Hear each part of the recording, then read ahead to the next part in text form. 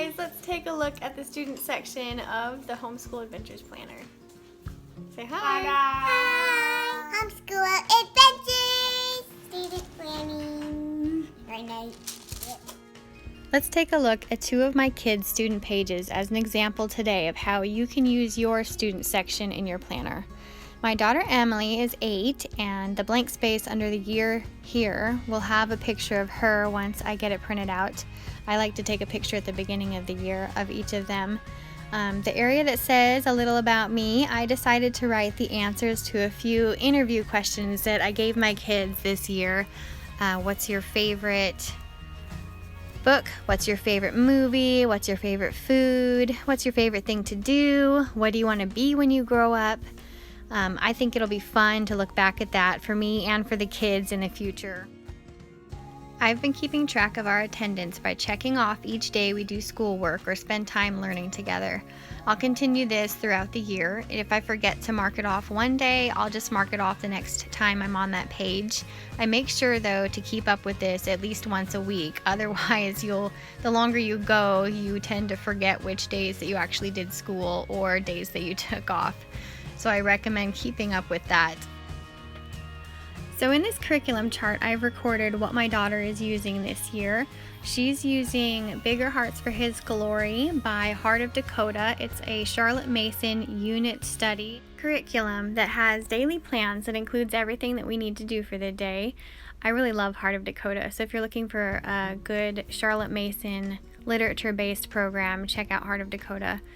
I also chose to write down her English, math, and reading options that go along with this Heart of Dakota guide. For Emily's book list, I have all of her books that she's going to be reading with me this year. I still have her reading out loud to me to help with her reading fluency and just any words that she still struggles a little bit with.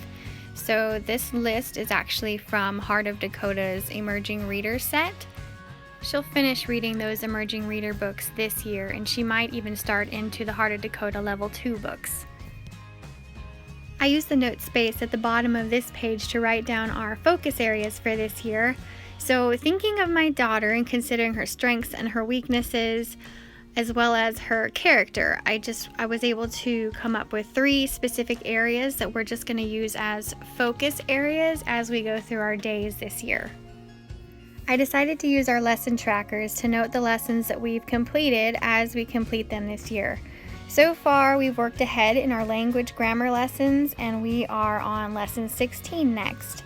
In our Bigger Hearts guide, we have completed all of Unit 3. We've started into Unit 4.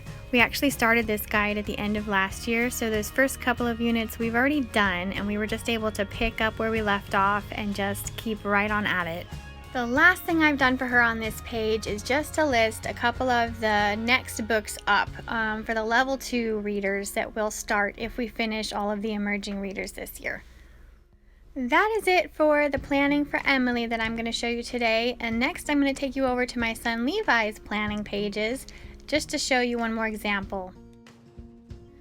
Now Levi is 6, he is just about to turn 7, and I again do not have his picture just yet in our book, but as soon as that's printed I will put it in the blank space under his name. I asked him the same kind of interview questions that I asked Emily. I got his favorite book and his favorite movie, his favorite thing to eat, his favorite thing to do, and what he wants to be when he grows up. And again with him, I am keeping track of his attendance by checking off the days as we go, and if I miss a day, I will go back and check it the next day. I just try to make sure I'm on top of that attendance. So Levi's curriculum this year, he is also using Heart of Dakota, but he's using a guide called Little Hearts for His Glory, and I have written that down here, and I have also made note of his math. And he's also doing phonics. He's using the reading lesson to finish out his phonics. He started this last year, so we're just going to really finish it this year and get him reading well before we move on to the emerging readers set that Emily's doing. I've also written down his handwriting. We're using the Good and the Beautiful Level 1 for him, and the fine motor skills that I chose from the Heart of Dakota Little Hearts for His Glory. There's 2 different options you can go with, so I wrote down the ones that I chose for him. Now Levi doesn't have any extra books to write in a book list because he is just focusing on the reading lesson right now. I do not add in any extra reading books for him. If he wants to read something, that's cool, but I don't plan on it until he's finished with the reading lesson.